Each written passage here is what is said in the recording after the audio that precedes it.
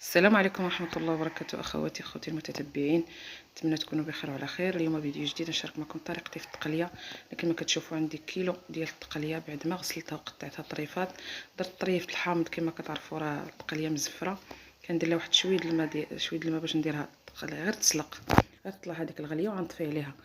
كما كتشوفوا بعد ما طلعت ديك الغليه وغادي نطفي عليها دابا النار، وغادي نصفي هذا الماء نحيدو ونرجع معكم باش نشوفوا العطريه اللي كندير انا في التقليه وكتجي لذيذه. جربوا اخواتي بهذه الطريقه، كتجي لذيذه اخواتي.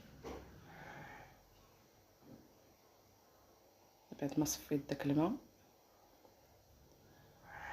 كنزيد 4 كاس ديال زيت الزيتون، كنزيد قزبر ومعدنوس وبصيله مشلضه.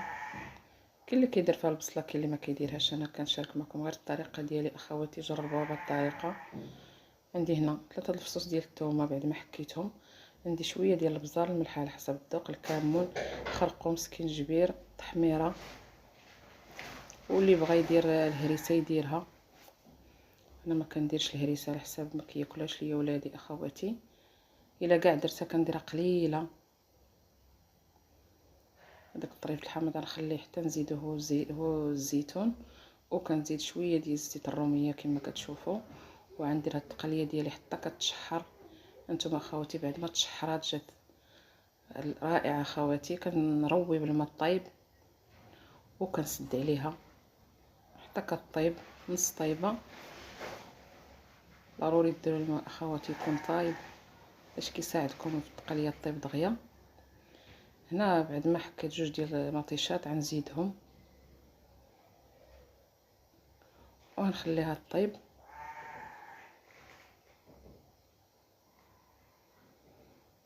كمل الطياب ديالها. هنا كما كتشوفوا داك الطريف الحامض مع الزيتون اخواتي. هنا راه التقليه ديالي تقريبا طابت، كنتسناها غير دير شويه من الروا، تنقص شويه من الروا. هنا كما كتشوفوا بعد ما طابت ليا التقليه كيفاش كتجي واحد المريقه ديالها رائعه اخواتي، خاطره هانتوما. وغنقدمها في صحن التقديم باش تشوفوا كيفاش جات رائعه اخواتي. وانا مع العلم انا راه ما كنديرش الروا بزاف، ما كنبغيش داك البلول يكون كتير. كل واحد وطريقته، دائما كل واحد كيفاش كيدير الطريقه ديالو. هنا كما كتشوفوا جات رائعه وجات لذيذه اخواتي، والتقليه طابت مزيان. نتوما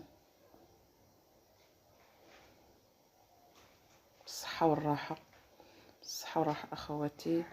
عيد مبارك سعيد باش ما كتمناو بالصحه والسلامه. هنا كما كتشوفوا بعد ما خويت هذيك التقليه ديالي داك طريفه الحامض كتجي رائعه. ندخل عليكم العيد بالصحه والسلامه باش كما كتمناو نتوما وليداتكم يا ربي. وشكرا لكم اخواتي، جزاكم الله خيرا.